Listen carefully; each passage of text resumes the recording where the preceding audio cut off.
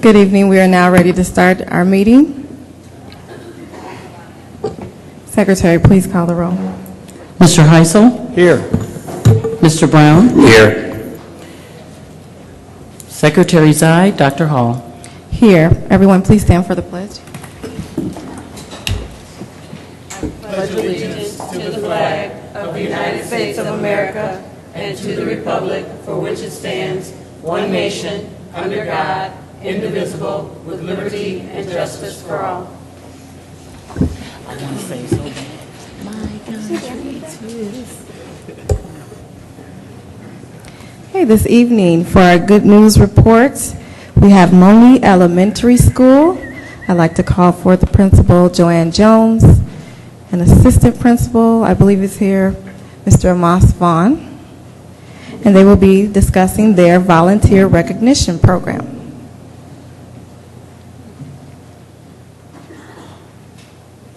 Good evening, everyone. Good evening. Good evening. We're very happy to be here tonight because we are celebrating something that's very important to our students at Monee Elementary. We want to acknowledge 3 of our mentors who we were hoping everyone could be with us here tonight, but we do have 2 of them with us here.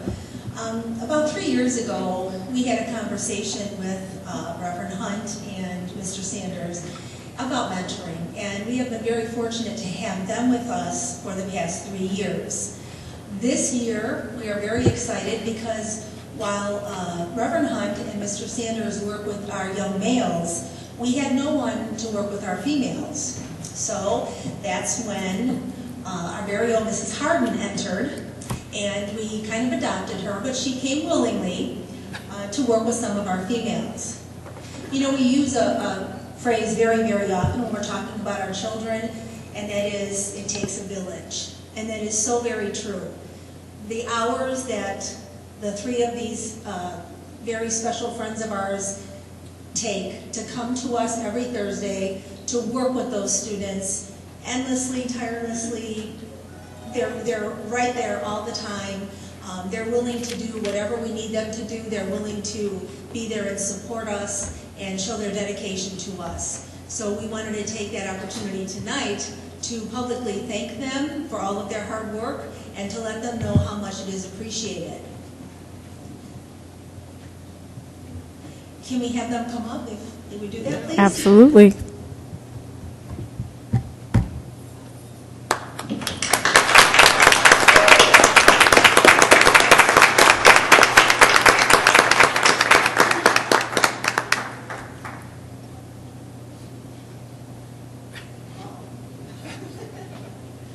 Good evening, everyone. Good evening. I have, again, I'm Lashana Harden, and I have the privilege of mentoring 5 wonderful girls. They're 5th graders, and I have enjoyed my time with them. They're so eager just to take everything in, and thank you, Ms. Jones, for trusting me with your children. They've been great, and I've learned from them. So it's been a wonderful experience, so thank you.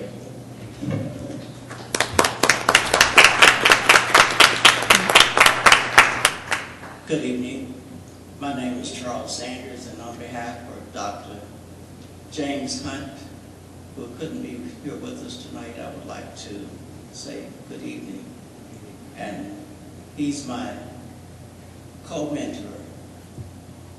We presently mentor at the MEC, Monee Elementary, and Crete Elementary. Is Mrs. Lane here tonight? Okay. And we do have one school that's outside of the district that we mentor in. And again, we would like to thank you for entrusting us with your children. And one of the things that I would like to ask, and probably we don't have any parents here, is that we would like to see and communicate with some of the parents whose children are in the program, so that we may better service them. It's always a pleasure to work with children, and thanks to the Board of Education for also entrusting us. And we would like to expand our program into the other schools. So if there are any other schools that think they could make use of our service, please let us know. We are available. Thank you so much. Thank you. In addition to the cards that you received, the students decided to make thank you cards as a special thanks for your dedication and what you do here at Monee Elementary. Thank you very much.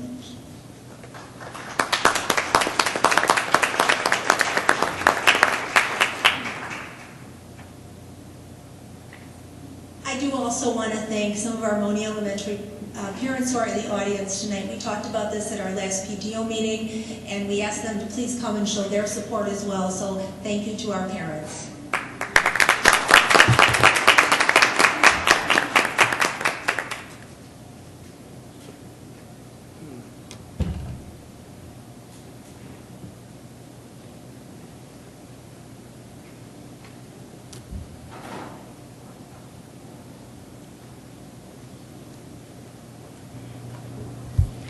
Thank you. Do you have any comments from our board members? Yeah, I would like to say a great job by the mentors. I did have a chance a year or so ago to participate with Dr. Hunt, and I want to call him Dr. Sanders as well, and had the opportunity for, I want to call her Joanne because I feel I know her close enough to say that it is a privilege and it is an honor for me to have participate with the program in some capacity, and I assure you, Joanne, that I will muster up some more strength to get back on board, okay? You're welcome, and as well as over at MEC, and just expand as much energy that I have to share with the community in that capacity. So good job, guys, good job. Thank you. Okay, thanks to the three of you. You know, it's amazing and it's wonderful when we have adult mentors, because it's nice for young people to have someone come in and work with them that does not come out as the authority figure that administrators and teachers are. And it becomes a much more personal and a much stronger relationship. And the things that you have helped these young people with now will be reflected years from now. I try to say a lot more, but I'm afraid my voice would go, and and then I just sound like I'm squeaking. So, but thanks a lot, because you have done great things for young people. Thank you. I would like to concur, of course, with my colleague, Mr. Heisel, and for those of you who know me, I started a mentorship program here about 8 years ago. I have a passion for mentorship. I commend you, Mr. Sanders and Dr. Hunt, the willingness, and Mrs. Harden. Interestingly enough, Mrs. Harden, I had that job and just decided I couldn't stretch myself so much to come over to Monee Elementary, but I'm at Crete Elementary and some of the other schools. And I just commend you again, because I said to a mom the other day, we don't get to say that the only thing we can do is go to our jobs and come in and not contribute actively in our community and into the lives of other, in our cases, young women. And seeing these young women go off to college, leave this building, particularly, I have one girl who's her third year in college now, and it's a blessing to receive the feedback of all the struggles that we went through just to get her to graduate from this high school. So the things that you are imparting into these young men and women are lifelong stories that they will forever live out through their journey of life. And I commend you guys wholeheartedly for the effort and the work that you do as a sacrificial lamb, is what I call it. You don't always get the thanks from the kids on a weekly basis.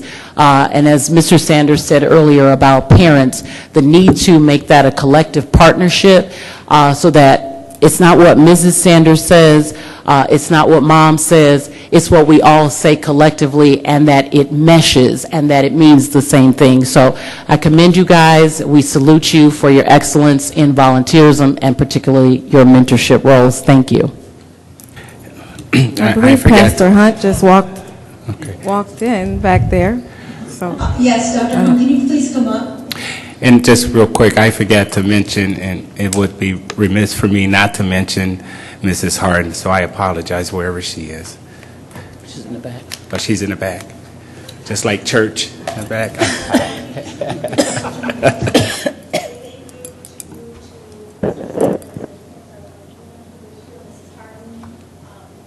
We're very, very appreciative of everything you do for our kids. We talk about the 100 feet, and you're very proud that you are devoted to our kids, our school, our community, and that means so very much to us. So we did Mr. Sanders, but thank you so much. We so appreciate it. Thank you so much.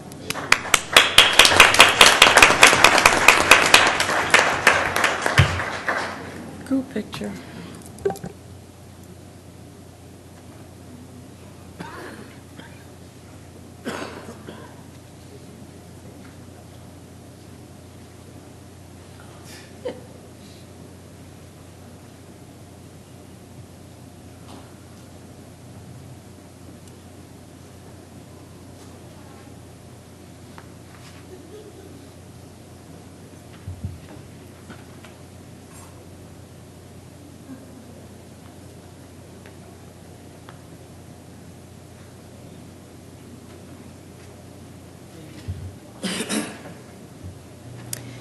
I concur with my colleagues. Having a mentor program, I believe, is very necessary in communities. My own children have been a part of programs in which they had sponsors who acted as mentors, and sometimes kids will receive something from their mentor before they do their own parents.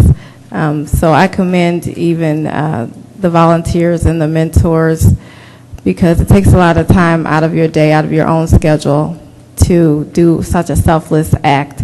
I know some of our board members here are involved in mentor programs. I myself am involved in the exhibition program at CSK and working with those students, and I have 4 children, and I know that everyone has a lot going on in their own personal lives, so just extreme thank you for taking the time out of your day to pour into another child so that they can be successful in life. So thank you all.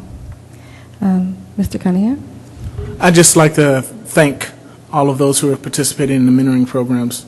It is so important that our young people have not only their parents and their teachers to look to, but that they have community support. And if you're in that mentoring program and you're there supporting your community, and we just so appreciate that work. So thank you. Okay, moving on to our public comment portion of our board meeting. First, we have Zaria Jarrett.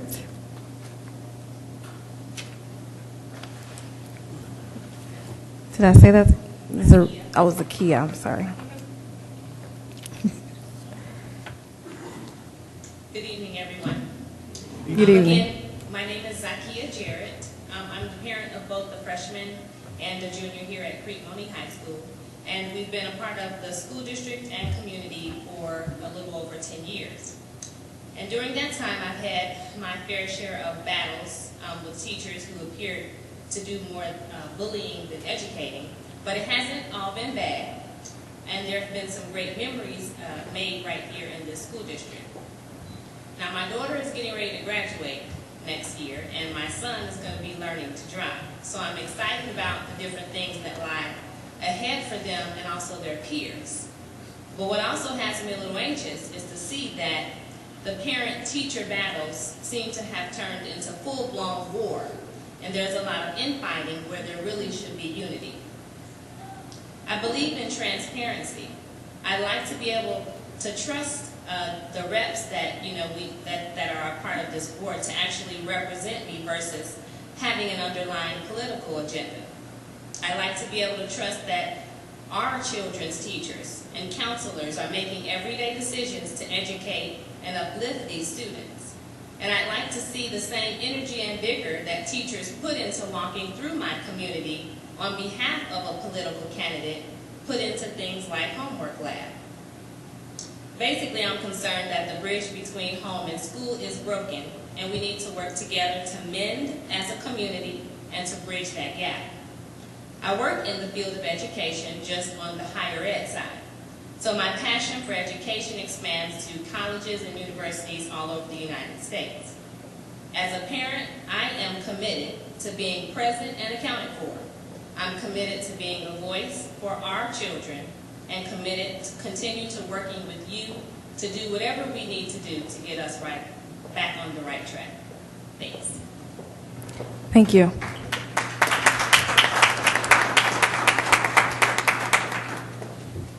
Next, Gerald Neely.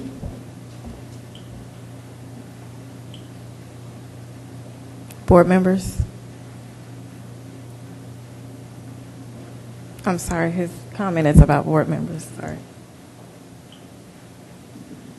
Hello, everyone. Hello. The sister before me stole my thunder, so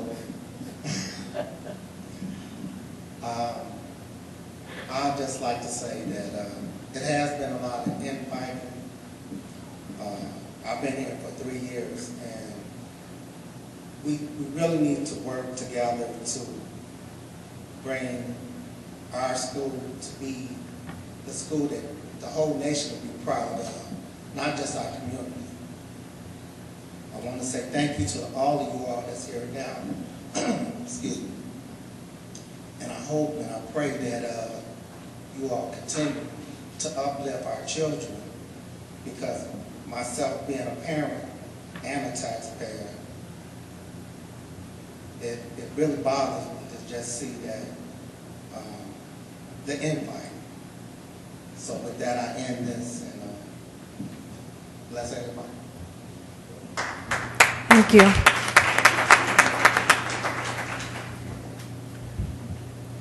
Next, Renell Walls, tax dollars.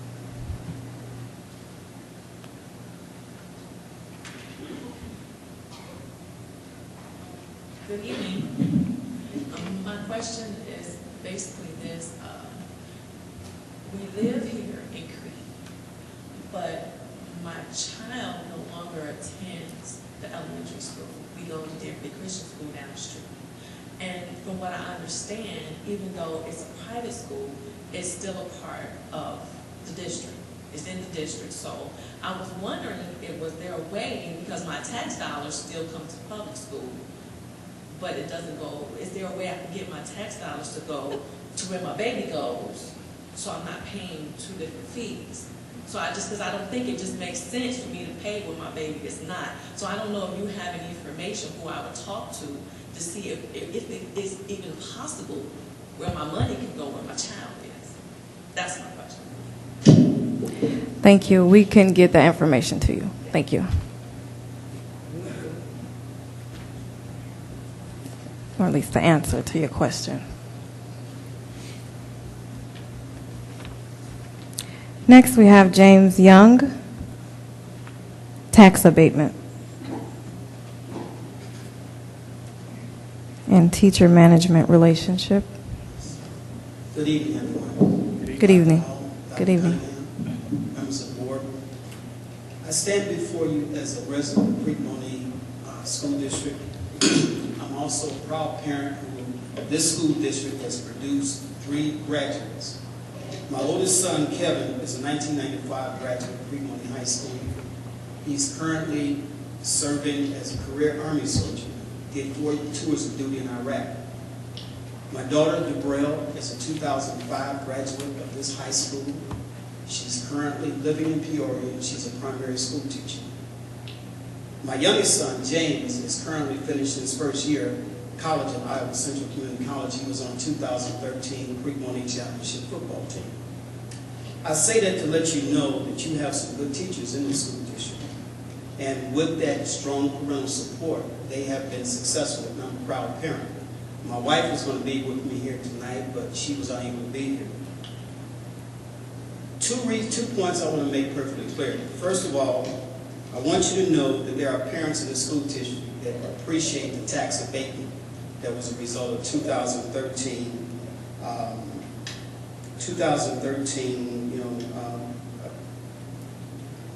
Let's see, I got my notes kind of mixed up here. the tax abatement that was a part of the 2013 capital development funds. You know, every little bit helps, so we really appreciate the courage, the commitment, the compassion that you've shown to the taxpayers for that tax abatement. And the second point I want to make is that I've been trying to keep up with these school board meetings by looking at the videos on cable as well as reading the newspaper articles that have been written. And one of the things that bothers me is what I call the management-teacher relationship. I am also a school teacher in the Chicago Heights School District. I'm a middle grade school teacher. And I'm also a member of the American Federation of Teachers, Local 604. It's a teachers union. And one of the things that bothers me is what I see as a conflict between the board and teachers union. And I want you to know that that teachers union that has taken an antagonistic approach to everything that you guys do is not a true reflection of some of the good teachers that you have in the school district. Okay, and I'm appalled by the way that they have approached the problems and trying to resolve them.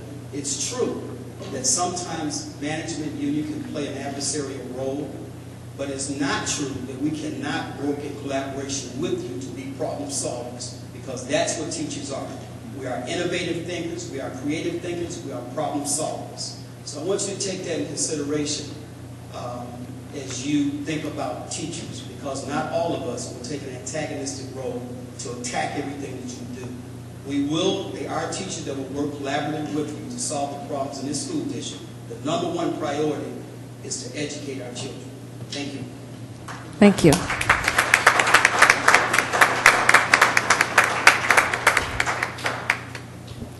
Next we have Mr. Nathan Wright, Behavioral Education. Good evening, members of the board. Good evening. My name is Nathan Wright, and I would also like to say good evening to the audience and to the parents as well that are here. My name is Nathan Wright, and I am a behavior educator. We've been doing this for more than 20 years. We teach manners and morals. We feel that this is critical to our children's development. What we have here in this society is the result of having a set of rules that we can all agree to in order to create what we have right here. And this is a process that is essential to how we interact with one another. There are a set of rules that determines our value system, and they're called civil rules of conduct. And when we teach our children those rules, you're going to have a child that's more intellectualized as to who he or she is as an individual. Mr. Wright, please address the board. Address the board. Thank you. You don't know really who you are as a person unless you're well-grounded in being able to understand the process of being civilized. And yes, civilized in the relationship to civilization, okay, and organization.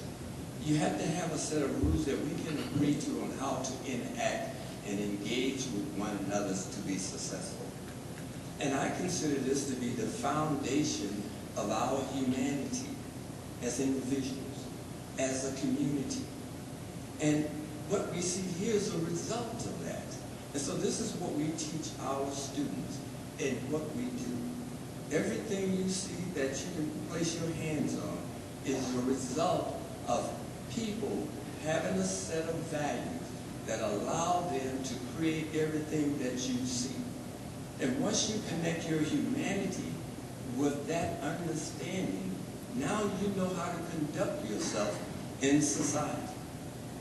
And so I'm more than pleased to be here today, to be able to have this opportunity to tell you this is the foundation of all other disciplines. You can't have math, you can't have science unless the students you're teaching are secure in who they are as individuals. And that security comes about from an intellectual standpoint for which they have to be educated to understand their role in society, their role in the classroom. I have a role to play and you have a role to play. We all have a role to play in this society. But we have to understand there's a foundation to how we react and relate to one another. And if you know how to do it, you will understand how to engage with each other to be able to create what you see. And I would like to compare with everything you see. The towel on the floor is a consequence of an organization coming together and creating that towel. This microphone is the consequence of people coming together and creating this microphone and this building here and everything else that's in our society. And so we have to begin to Mr. Wright, educate our children. you're out of time. I'm out of time. But may I have one final concluding comment? One final comment. Thank you. Thank you. I was at the meeting last week, and I must follow with that parent that was up here before. And I witnessed something very appalling to me as well. I witnessed a professional class of people, and I consider teachers to be part of a professional class. And when their representative and the audience that was sitting behind me was conducting themselves in an uncivil manner, in an unprofessional manner, I was really appalled at that. And I would say you all deserve an apology from those who were here, who acted below their standards of behavior. And if you're a professional person, you know exactly what I'm talking about. And I will conclude with that. Thank you. Thank you very, very much. Thank you.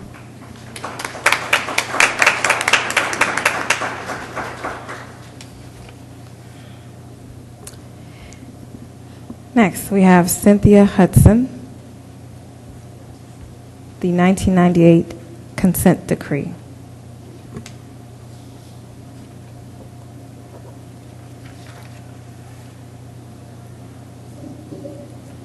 Good evening, Board. Good evening. Viewing audience. Again, my name is Cynthia Hudson, and I am one of the plaintiffs in that lawsuit that took 10 years. And I want to read something. I wrote out a statement because I feel as though we're revisiting this lawsuit again, and I think it's just ridiculous. The 2013 Heather Farquhar, I may be saying her last name, but forgive me if I am. The 2013 Heather Farquhar lawsuit against our school district was to have the courts intervene and overturn the 1998 federal judge order that disbanded the single at-large school board member voting district.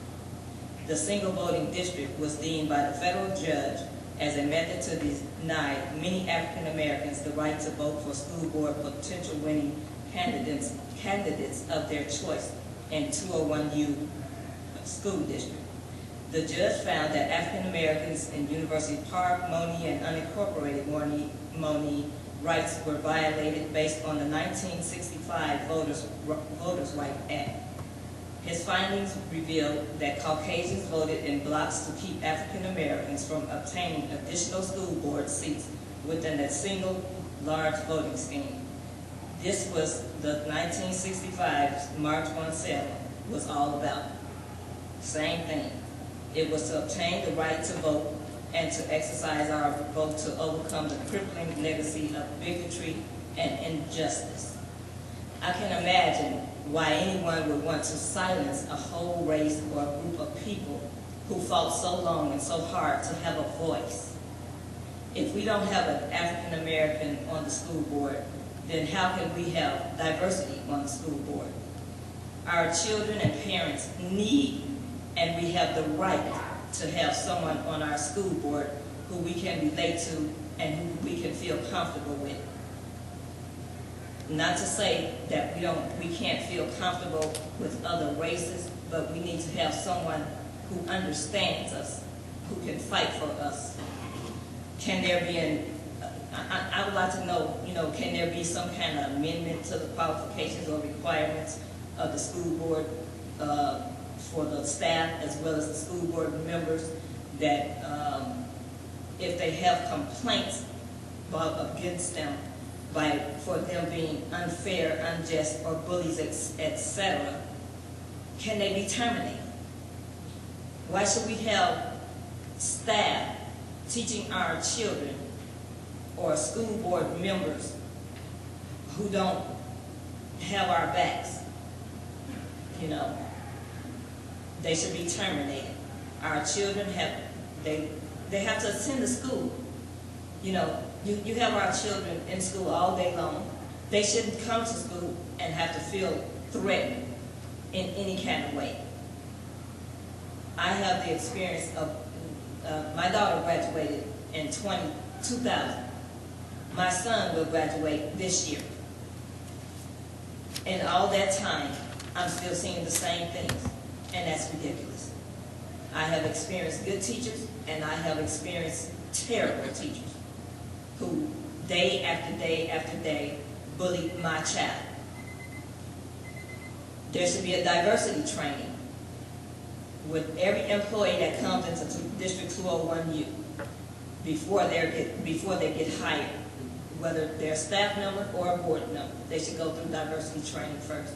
And I'm probably part of who this gentleman spoke about with the people that were saying things behind my back while I was speaking. And I do believe I did apologize last week, but again, that was way out of character for me.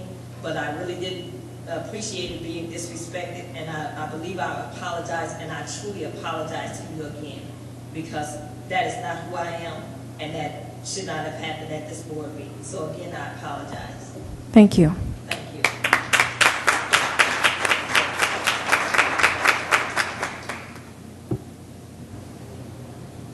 Before you move on, Mr. President, I'd like to read a statement.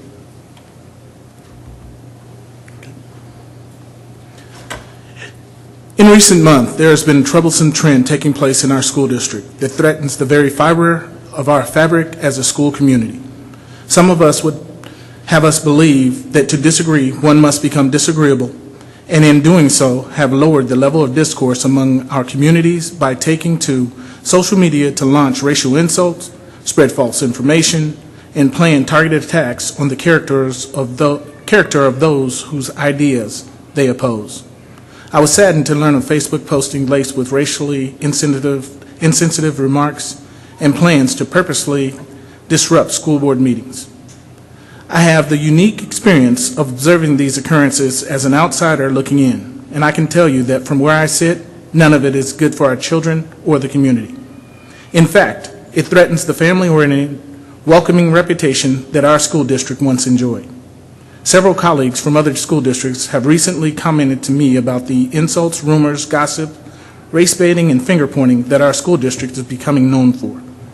In view of last week's school board election, which ushers in the arrival of 2 new school board members to the Board of Education, Mrs. Janine Galbraith and Ms. Jennifer Gasparo, and includes the tenure of 2 former board members, Mr. Tom Heisel and Ms. Mary Stockton, this moment seems the most appropriate time for us all to pause, reconsider, and reset.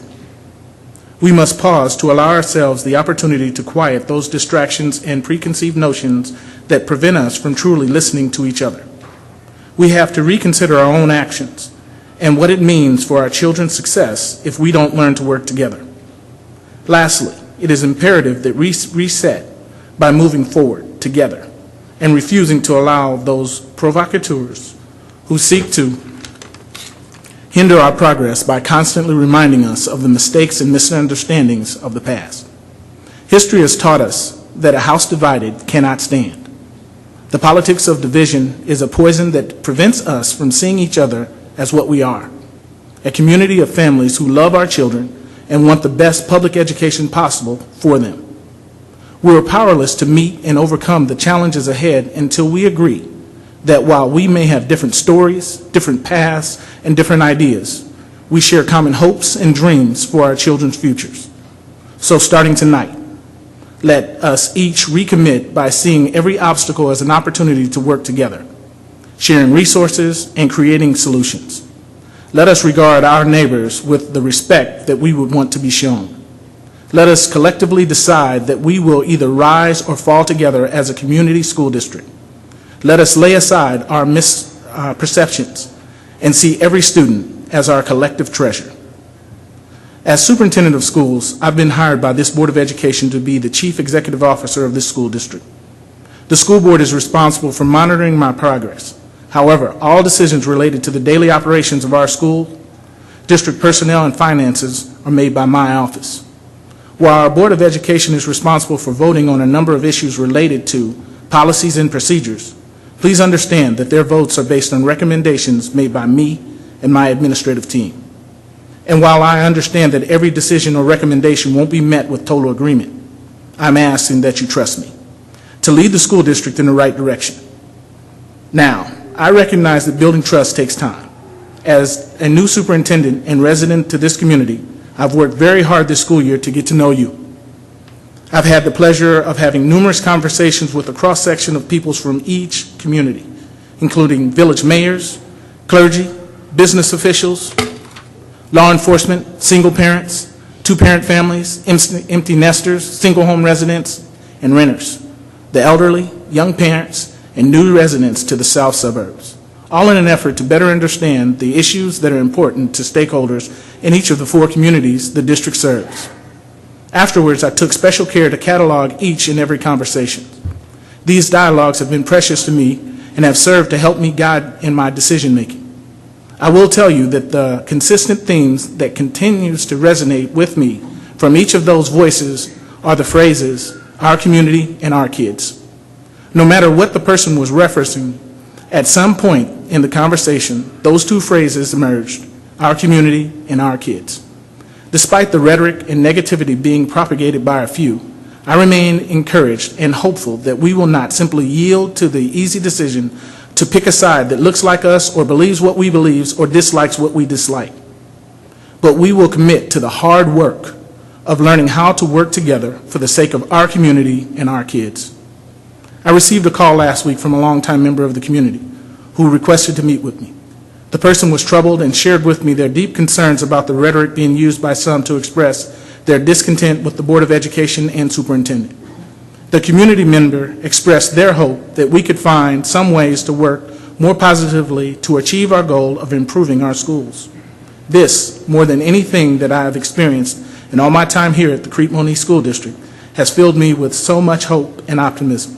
This single gesture assures me that if we all choose working together over working apart, dialogue over criticism, the peaceful exchange of ideas over combativeness and suspicion, we can change our school district and community. We each have so much to lose if we don't make the right decision.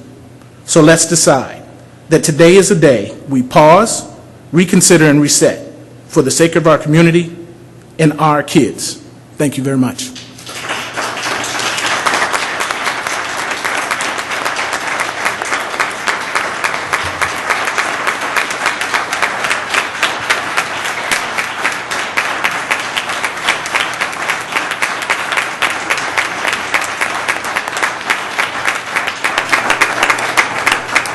Thank you. Now with that comes the first step to hard work. The superintendent is establishing a community relations committee, and I would like emails for anyone here that would like to participate. I will be out looking for all those people I mentioned. Pastors first. I see a few of you here. Yes, and I expect to have as much help as we can, because together we can lead us where we need to be. Thank you so much.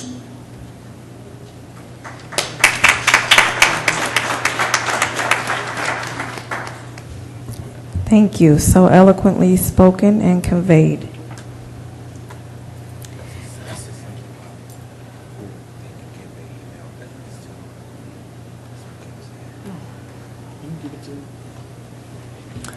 If you can't send an email to me and I'm on the net and easy to find, please feel free to give it to my administrative assistant, Ms. Terry Tobin, who's right here right now.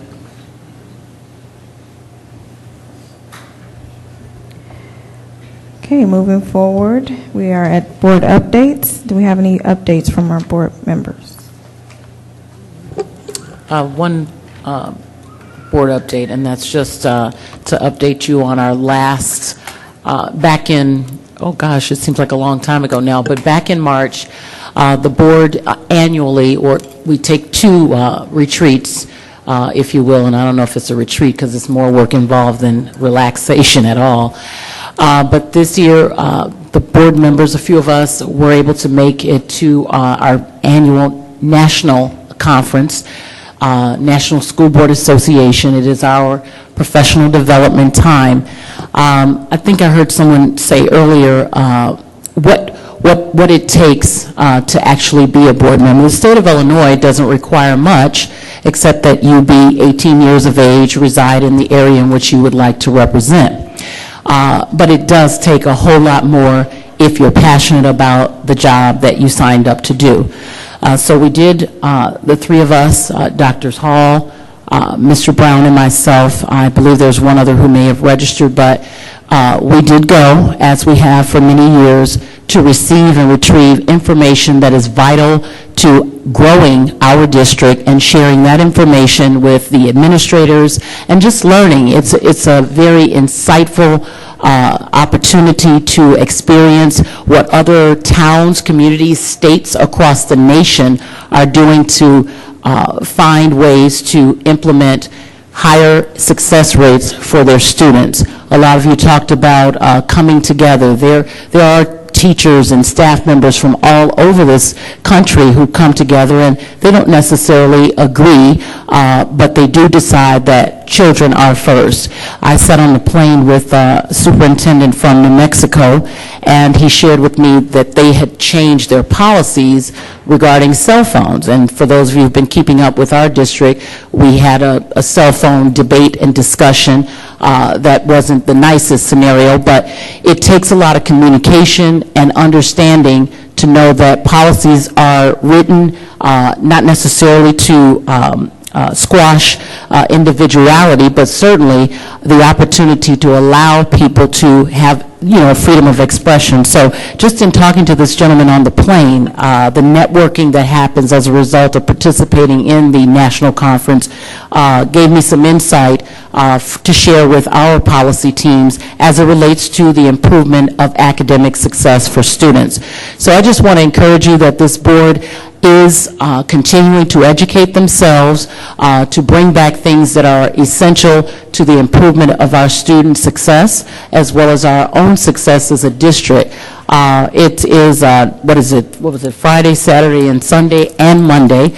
It's grueling because you're sitting in classes from anywhere from 60 minutes to 90 sometimes, but again, the information is vital. Sometimes when you sit at your home and you're consistent in doing the things that we've been doing in Illinois, and I'm going to say it out loud, I don't think we have the best state as it relates to them, our governors, our senators, sharing the right amount of monies needed to successfully educate students, and that's something we as a community need to do a better job in insisting that our state representatives, our governors understand that we want our children educated at the highest possible levels, and whatever dollars that takes, we want to see those fused into our children's schools. So a lot of the debate and the back and forth and the politicking has much to do with a lot of things that are out of many of our controls. So we need you to go back to your communities and back to your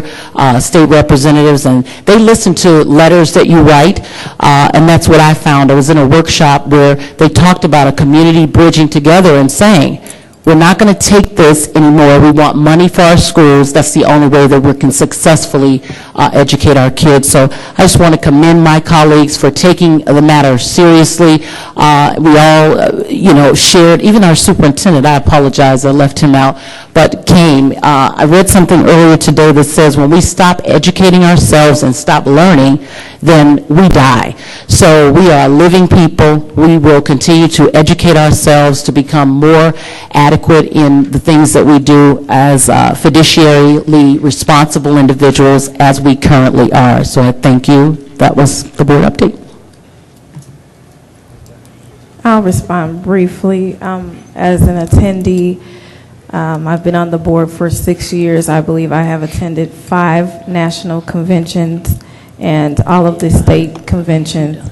And those of you who have paid attention to the board meetings or been at the board meetings, you have probably heard me say more than once that I am an advocate for professional development for board members. When we first sat in these seats, there was no mandate for board members to have any type of training. I am an educator by trade, and I am a self-professed lifelong learner. And I felt that to be a tragedy, that there was no professional development required. I believe it became required maybe 2 or 3 years ago. To be a board member, someone said 18 years old and live in the be a resident of where you reside, the district that you reside in. But now the state of Illinois has made a few trainings mandated. And when I first sat in this seat, I signed up for the first training I could get into. When I first became president, I signed up for the first president training. And I am a board member who feels that I need to be learning consistently. The laws in Illinois change all the time. The funding mechanisms change all the time. Community issues change all the time. We are sitting in workshops dealing with a plethora of information that's available to board members, and I have chosen to make a clear journey of accessing information.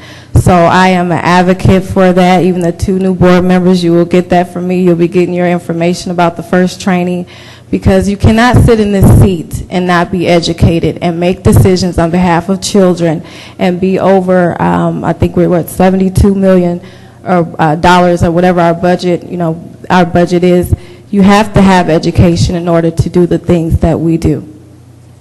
I'm sorry, 76 million. I'm not the finance chair, so. But there's a lot that we deal with, and a lot of decisions that we have to make, and I will continue to stress you want board members in these seats that have been educated and have received that information. So we require our teachers to have professional development. We require administrators to do the same.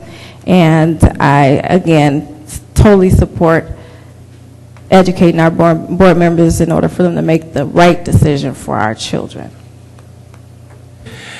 And just real quick, when you talk about going out of town to attend these different conferences, I'll just cut through the chase. I don't have time to go on boondoggles. I don't have time to have fun. It's strictly business when it comes to me attending these conferences. So those of you who think I'm out there playing with taxpayers' money, please rethink yourselves, because the things that I have learned I have brought to the table, and I'm seeing it every day in some capacity, that has brought value to this district, both educationally and monetarily. Thank you. Thank you. Moving on, administrative updates, student affairs, Mrs. Monica Spence. Thank you. Good evening. The following Freedom of Information requests have been received. I have reported the results and status of those requests. Our first one comes to us from Ms. Brenda Messick of Crete, Illinois. Electronic request received on March 27, 2015. The request is for the names of the individuals, board members, and any other individuals that traveled to Nashville, Tennessee for the board seminar at the Renaissance Hotel, the total amount spent on this trip, and an itemized account of expenditures. Why was it necessary for the district to send more than one board member to this seminar? A response to this request was sent on March 30th, 2015. There were no documents responsive to this request. Our second request comes to us from Ms. Brenda Messick of Crete, Illinois. Electronic request received on March 30th, 2015. The request is for the names of the individuals, board members, and any other individuals that traveled to any board seminars or meetings within the last 12 months that were paid for by the district. The amount spent on each trip, an itemized account of expenditures. Why was it necessary for the district to send more than one board member to these seminars or meetings? And if the Board of Education voted on whether or not these events would be attended and who would be attending. A response to this request was sent on April 6, 2015. The response included the requested documents.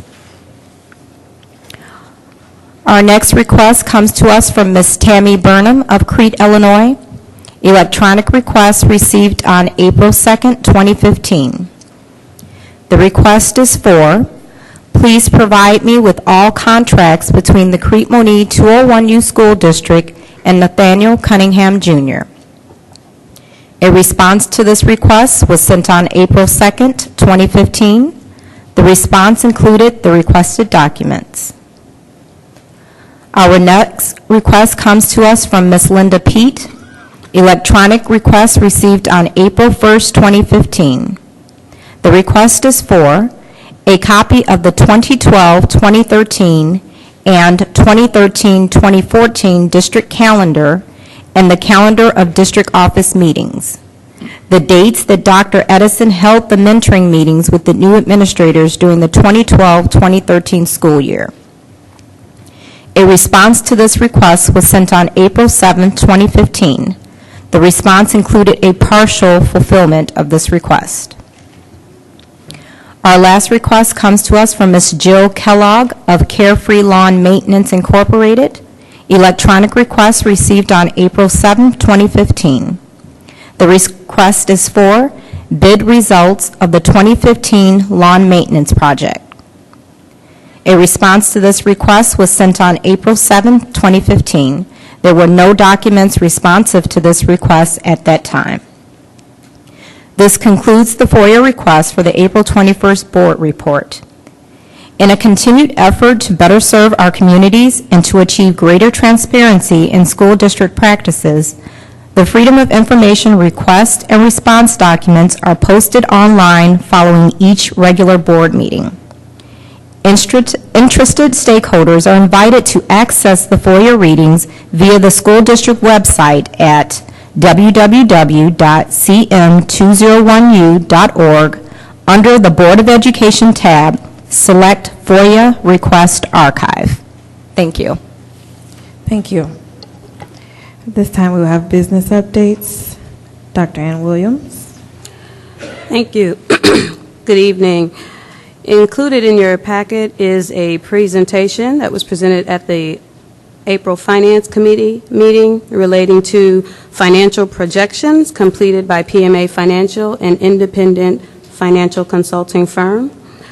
The projections were created using data from the annual independent audit that is conducted on the district, the annual tax levy, the budget, conservative assumptions, and the efficiency plan being implemented by the administrative team on behalf of the Board of Education. The projections and a review of the historical data confirm that a structural deficit exists and that that deficit has existed for at least the last 10 years.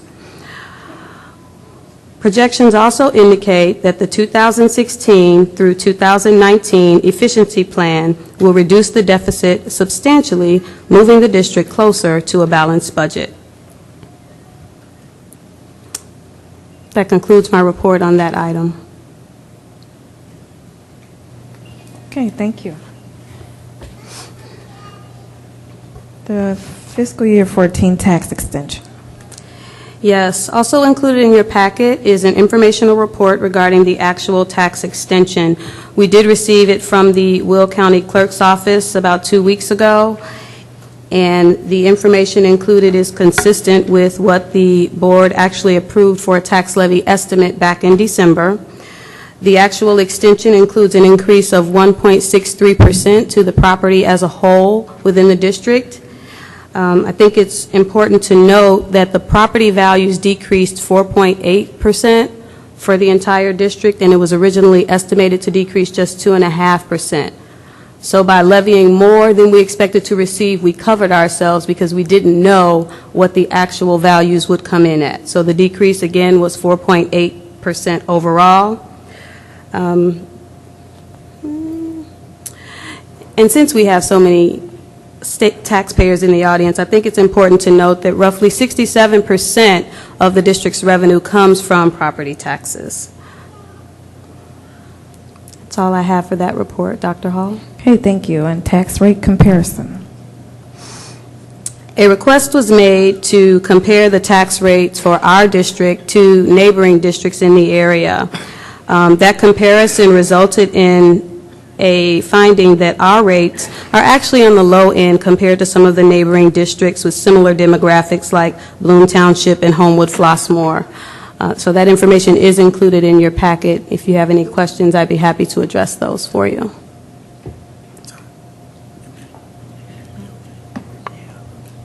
Okay, thank you. You're welcome.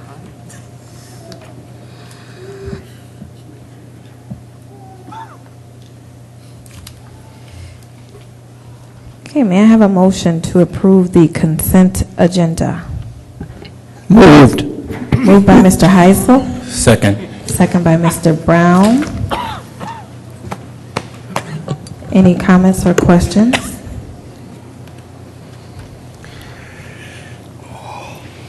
Okay, Secretary, please call the roll. Mr. Brown? Aye. Mr. Heisel? Aye. Secretary is aye. Dr. Hall? Aye.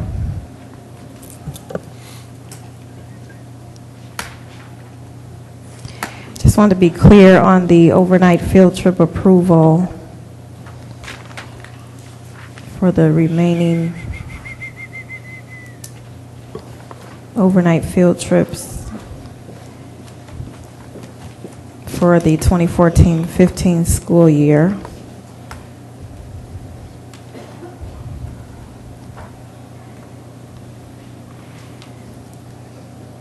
As applicable to board policy, correct? Correct. This covers any, these are state qualifiers where we don't have enough time in between the qualification and the state tournament, and we can report to the board in an FYI when those come up so that you know exactly which ones students are participating in. Okay, thank you.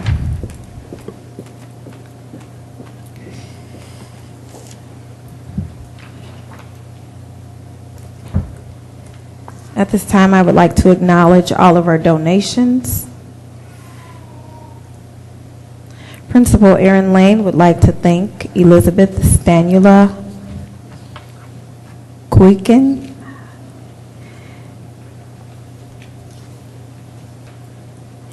they are thanking her for items donated to,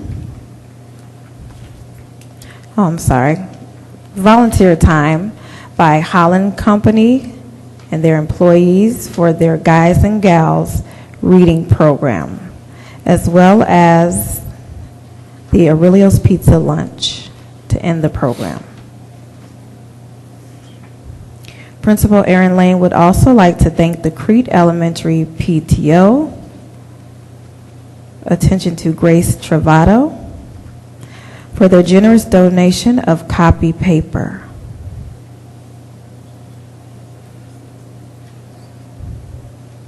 ELC Director Kelly Chesta would like to thank the Crete Ace Hardware Store for donating seed packets to students in order for them to plant at the Crete Monee Early Learning Center. Principal Joanne Jones would like to thank the Crete Monee Education Foundation for their $500 donation, which was used to purchase bicycles for the school store.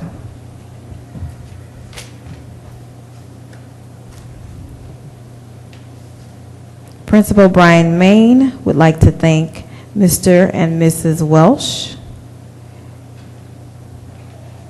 from Cone Cottage and Dairy Queen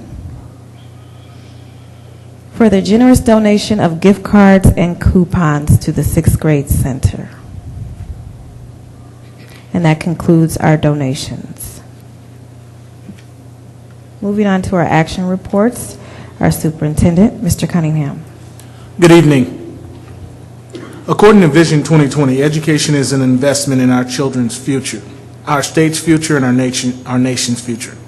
It is our responsibility as educators to reflect upon the current state of education in Illinois and take action to create an education system that meets the needs of all students. We are all educators, including teachers, parents, administrators, and stakeholders in our district. Together, we're building the citizens of our future. In November 2012, The Illinois Association of School Administrators, an organization in which I am a member, initiated the visioning process in partnership with the Illinois Principals Association, the Illinois School Board, the Illinois School Business Officials, and the Illinois School Boards Association, and the Superintendent's Commission for the Study of Demographics and Diversity, and the Illinois Association of Superintendents of Schools, to unite the education community to develop a long-range blueprint for improving public education in Illinois. Together, we stand for excellence in education for all Illinois children. According to the vision, we're all part of the system and need to work in partnership to conquer these challenges to create meaningful and lasting change. The administration recommends that the Board of Education adopt the Vision 2020 Fulfilling the Promise of Public Education resolution to support the educational investment in our children's future, our state's future, and our nation's future. The Vision 2020 resolution reflects educators from across the state and is representative of opinions from the southern tip of Illinois throughout the northern Chicago suburbs. Thank you. May I have a motion to approve the Illinois Vision 2020 resolution? Moved by Mr. Heisel. A second. Second by Mr. Brown. Any comments or Yeah, questions? I think this is I've been in education a long time, which is proven by my gray hair and stooped shoulders, that this is one of the best things I've seen come out of the organizations to face both the General Assembly and the public. I think Vision 2020 is the roadmap to the future, and it's something that we absolutely have to have if we're ever going to make any progress in education in this state.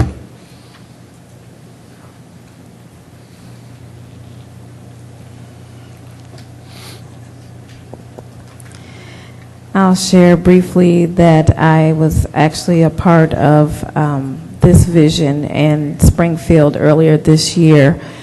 As our board's IASB rep, I attend various functions for the Illinois Association of School Boards, and I concur with Mr. Heisel that this is huge.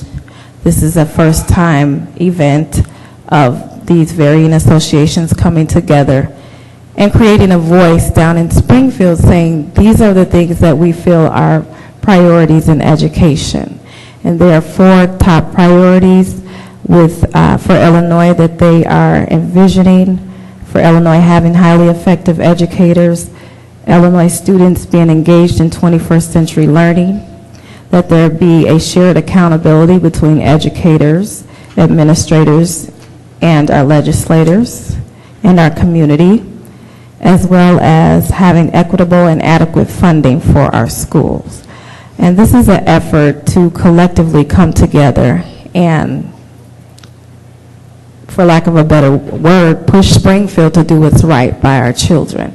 And I did bring this back and I spoke with our superintendent about this vision, and we brought it to the board members, and Vision 2020, Illinois Vision 2020 is asking for boards across the state to adopt this resolution as a way of saying that we are on board with them and their efforts. So that's why we've brought this to the board tonight, and I fully support it.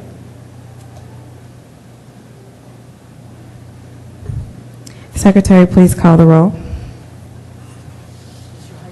Mr. Heisel? Mr. Brown? Aye.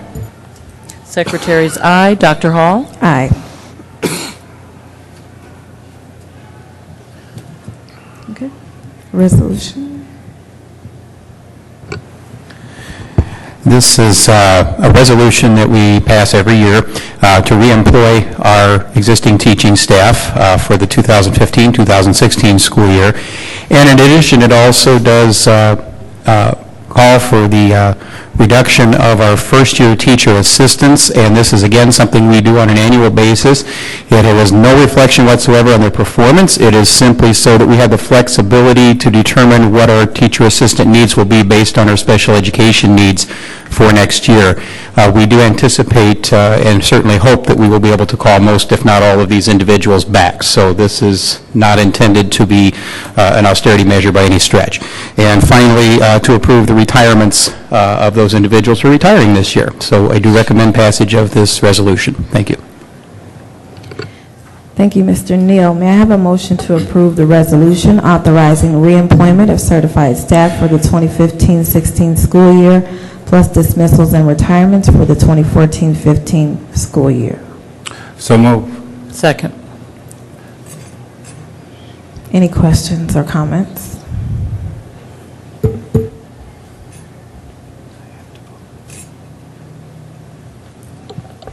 Secretary, please call the roll. Mr. Heisel. Aye. Mr. Brown. Aye. Secretary's aye. Dr. Hall. Aye. Okay, Dr. Williams, fiscal year 16 student and meal fees. Hello again. Included in your packet is a recommendation regarding student and meal fees. On an annual basis, the Board of Education does set fees for general student fees and meal fees. As part of this process, we review fees in the area, and we have confirmed that our fees are in line with neighboring districts, and we're recommending that student general fees remain the same. With that said, there is a requirement by the USDA to do an annual review of meal prices. The USDA requires that we ensure that our prices are equitable, with the prices that are paid for parents that have reduced or free lunch service, or those that have to pay the full price. The results of this year's analysis warrant an increase of 10 cents for breakfast and lunch, so we are recommending a 10-cent increase for meals, and that general fees remain the same for this school year. Thank you. Can I have a motion to approve the fiscal year 16 student and meal fees? Do we have any questions? Moved. Moved by Mr. Heisel, Yeah. Second. second by Mr. Brown. Any questions or comments? Go ahead. You want to say something? No, I just wanted to say that we discussed this in our mixed finance and policy meetings. And of course, as a parent, I'm certainly not excited about increased. I'm doing well to appreciate the service, the lunch. I'm somebody that cooks, and I wish we could do better by our children. I certainly understand the federal government mandating that we have these portions and how they're distributed to our students. So I was clear in my statement as one individual. I think Mr. Brown concurred with me there, that we certainly understand, again, that as a board, there are policies, procedures, and federal mandates that we just must follow. So I'm sure next year when this 10 cents is attached to many of the parents who will receive this, who pay a lunch, it will not be received with a lot of excitement. But once again, it's one of those things that the federal government has said, this is something you must do. So our acceptance of it is certainly not our well wish, but certainly something that we must do. And I wanted to make sure that was communicated, because they had a hard sell getting me to say, yes, we need to do it, but yes is the only answer that we could come up with. So that's my statement. I'm sticking with it. Do we know if there are any government programs that would, or grants for lunch that might help with the cost for our students? Can we look into that? We most certainly can. And who would that fall under? I would work with your Ms. department with Ms. Proctor Okay. regarding that. And I know that we have received grants in the past relating to some of the snack programs and after-school programs and the farmers market that we do host in several of our elementary schools. And the summer program. I And the believe summer there program as well. We was do free receive lunch. some reimbursements for that. Okay. But those that we receive, it's typically for students with the free and reduced, or is there any compensation or support for students? Because this increase is for parents who are already paying the actual, there's no Correct. assistance. We do receive a small subsidy for parents that pay full price. Very small. Okay, In yes. comparison to what we receive as reimbursements for free and reduced students. So is that published somewhere? How do we access that information? I can provide that information to you. I'd like to, yes, thank Okay. you.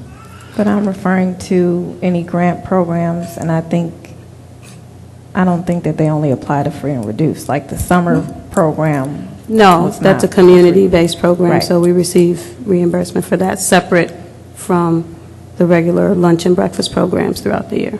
Okay. So I'm just clarifying this now. So you're saying that a person, I'm going to use myself, I paid for both of my children to eat lunch, and you have some measure of support to assist in the purchase of the expensive lunch that we pay? Yes. Okay, I definitely want to hear about that. Okay. Thank you. Okay, the fiscal year 16 lawn mowing services. Yes, also included in your packet is a recommendation to award the lawn mowing contract for the 2015-16 school year to Carefree Maintenance. That bid was advertised in the Southtown Star newspaper as required by law. A pre-bid meeting was held, and a public bid opening was held on March 23rd. 4 companies responded to the bid. 1 company was disqualified, and Carefree Maintenance was identified as the lowest responsible bidder with a base bid of $1,248.98 per mow and a total alternate bid of $1,892. This is an increase of 8.7% over the prior year's rate, and the estimated seasonal cost for the base bid is roughly $35,000. So it is the recommendation of the Finance Committee that we move forward with a bid, with accepting the bid submitted by Carefree Maintenance. May I have a motion to approve the fiscal year 16 lawn maintenance service? So moved. Moved by Mrs. Sanders, Second. second by Mr. Brown. Comments? Comments. Okay.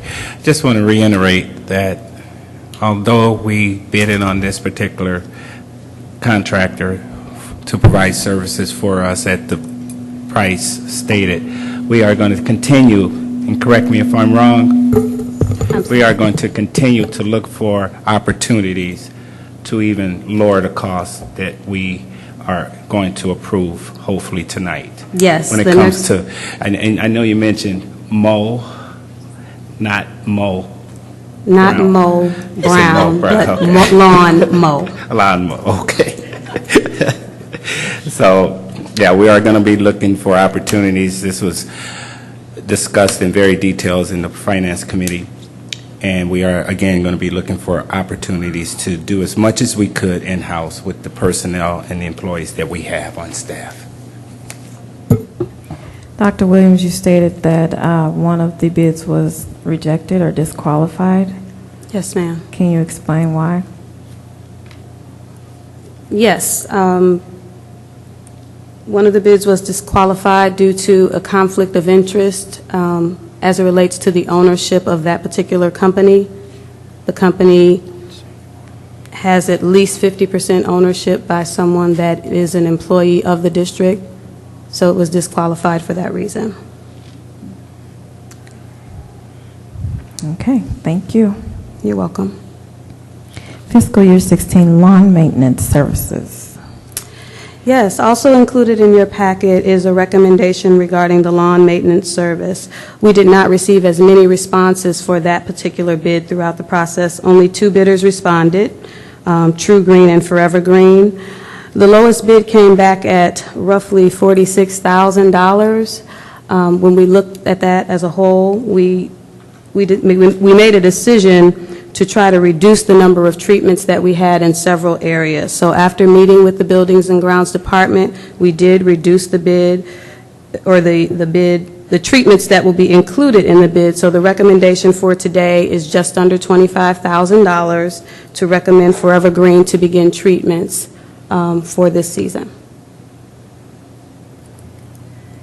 Thank you. May I have a motion to approve the fiscal year 16 lawn maintenance service?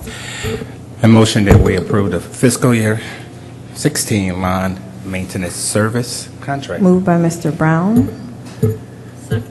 Second. Second by Mr. Sanders. Any comments or questions?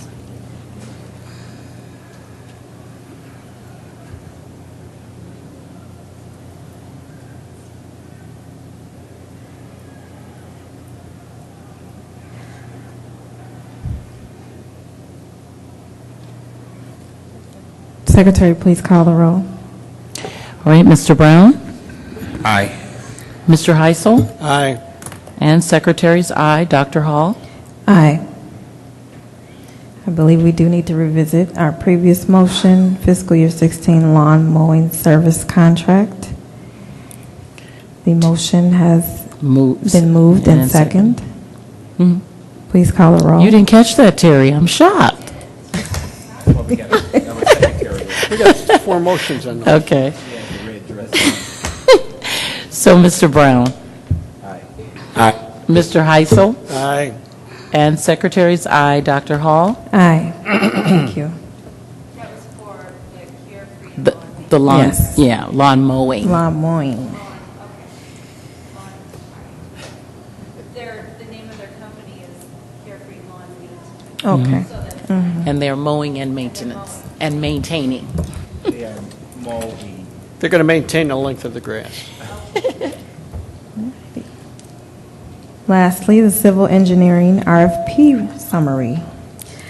Yes, included in your packet is a recommendation to approve civil engineering surveys related to the middle school addition and the new elementary school projects. The district's architect requested proposals from 3 firms. All 3 firms are reputable and would be able to successfully complete the job. And the proposals ranged between $150,000 and $175,000. The recommendation from the architect is to accept the proposal submitted by WT.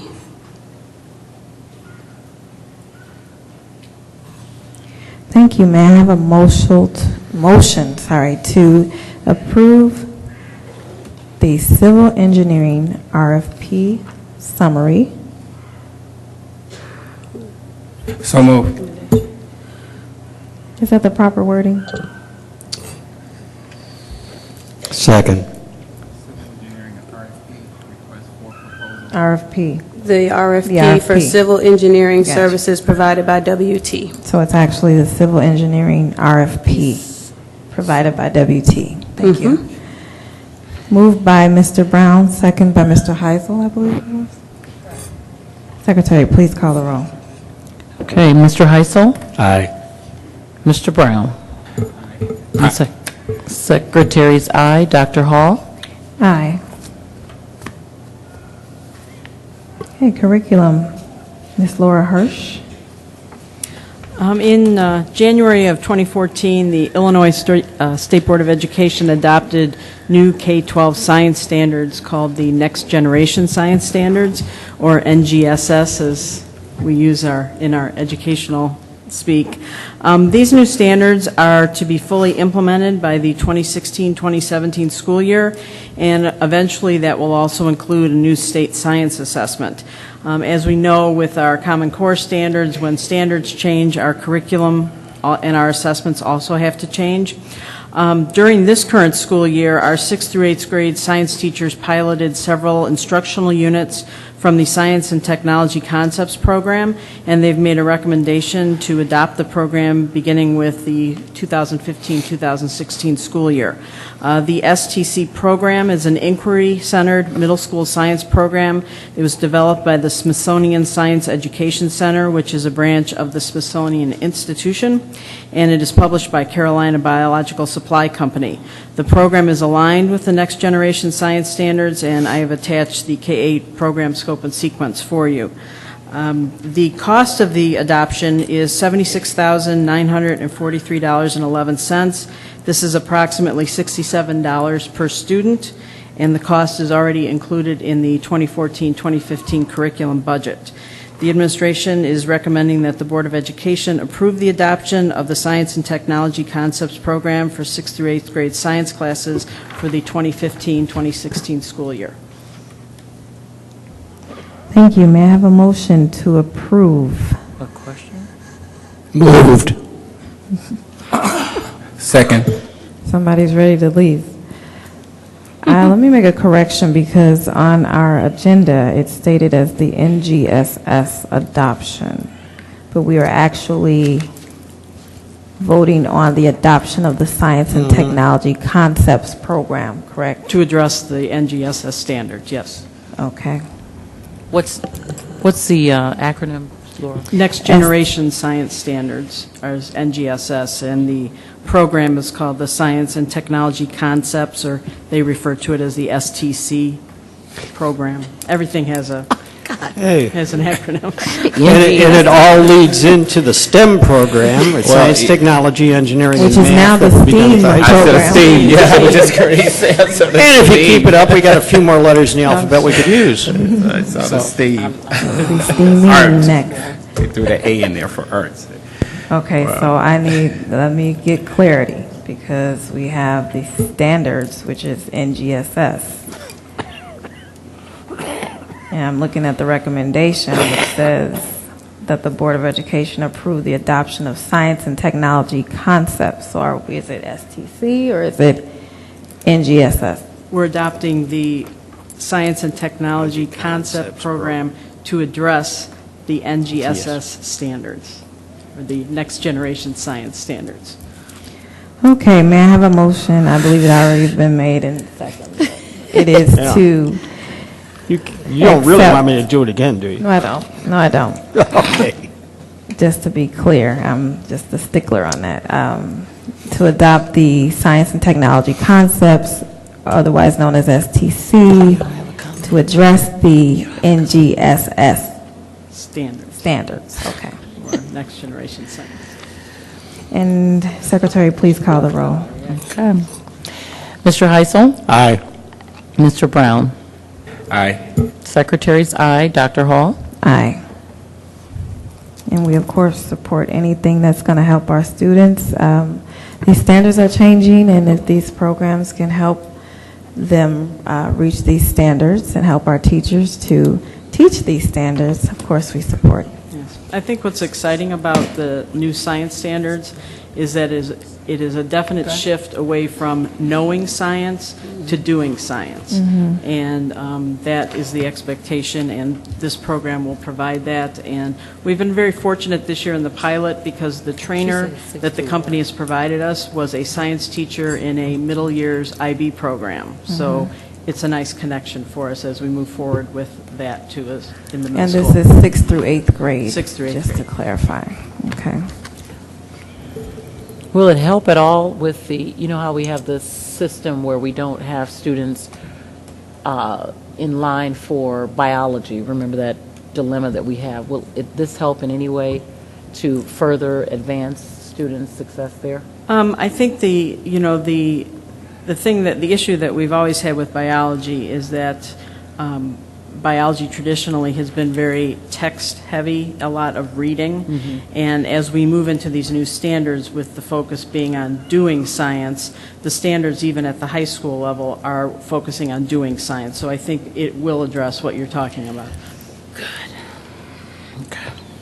And with all of the standard changes from the state of Illinois, and there are a lot of changes going on, even our kindergartners are going to be tested now. Those of you parents who did not know that, they have developed a standardized test for our kindergartners. I think it's called KIDS, K-I-D-S. Yeah, it's actually not a formalized test as much as it is a reporting system based on evidence that the teacher collects around certain indicators. So it's an observational? It's an observational, it's based on a developmental scale as opposed to grades. So we'll be talking about where students are on a scale of learning and growing. It's very much aligned with early childhood. So When will our district be starting that?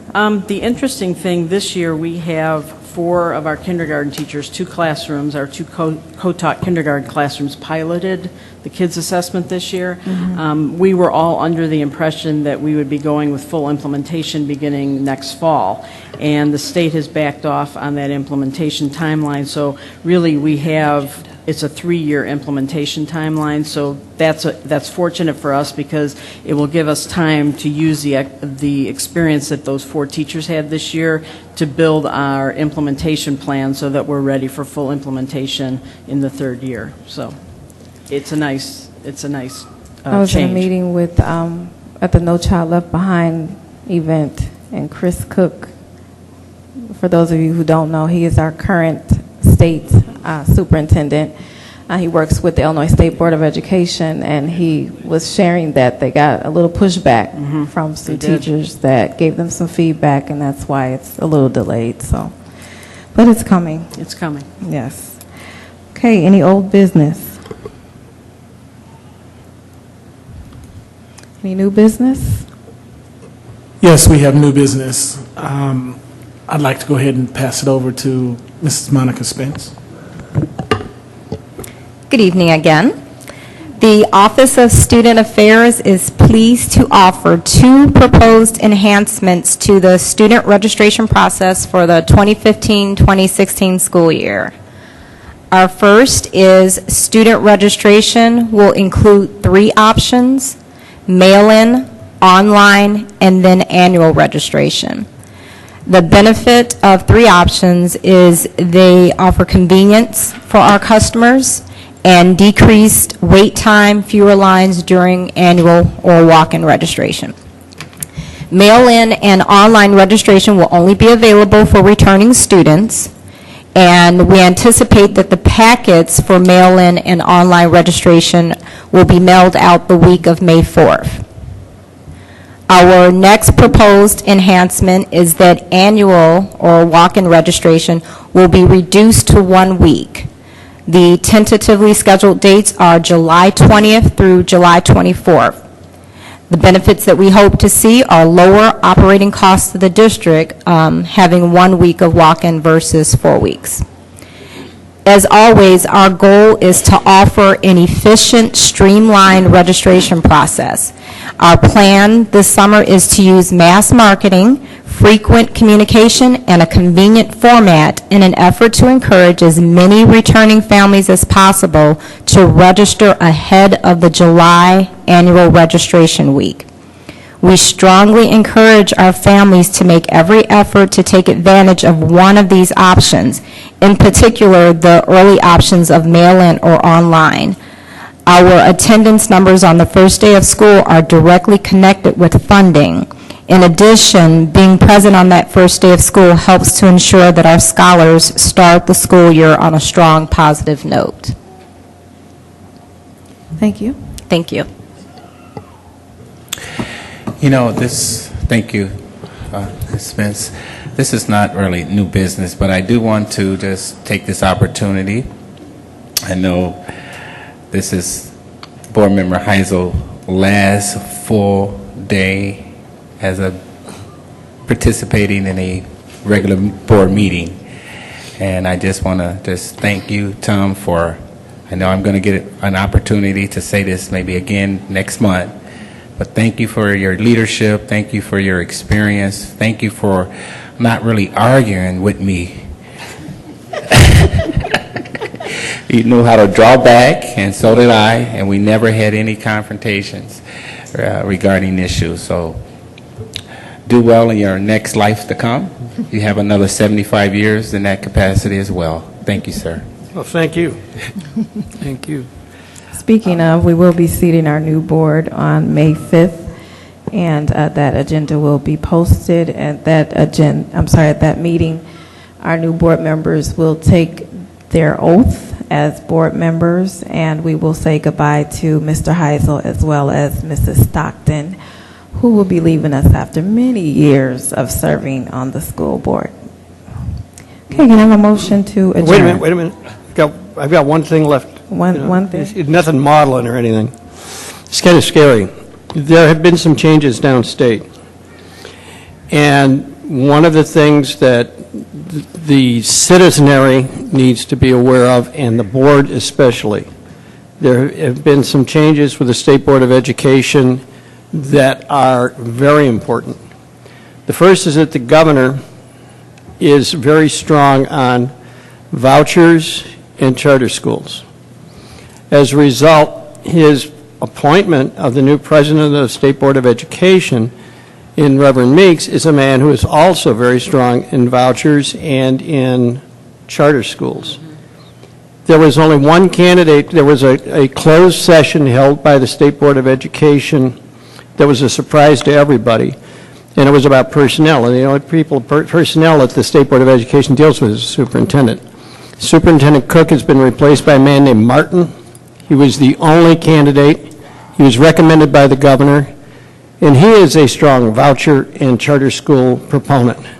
Now, regardless of how you feel as an individual about these things, the thing you have to understand about the charter schools, if one comes to this area, the money for the charter school is taken away from us. It's taken away from the public education. We can't afford that. We're already running a $3 million deficit. And if you take a hard look at the state's payments to this district, there's $3.5 million right there. Now, I have to be honest with you. In the last 43 years, I spent more time in Springfield than I care to think about. I don't intend to do that for the next 43. But I do want you to know somebody's going to have to step up, and I don't mean go down there in mass and just demonstrate, because that won't get you anywhere. You got to get to know your representatives. You got to get to know your state senators. You've got to go down there and talk to the staffers in everybody's office. Get to know them all. I knew that finally paid off when a few years ago, the chief of staff for Speaker Madigan called one of our former superintendents, and shortly thereafter we got the money for the capital improvement grant. That paid off. It worked. Speaker Madigan didn't call, but then, I don't walk on water, so we can't get everything. But please, be involved. It's extremely important, and it's that personal touch. The other thing I can honestly say is that if you want your politicians to really work with you, put a sign in your front yard, bring them in for a photo opportunity, and if you do nice things for them, they never forget. You put their opponent's sign in your front yard, they will never forget that either. So just keep it in mind. That's all I got to say. Thanks, Tom. Thank you. May I have a motion to adjourn? So moved. Moved by Mrs. Sanders. Oh, you all want to stay. Second by Mr. Heisel. All those in favor say aye. Aye. All those opposed say nay. We are adjourned. Thank you.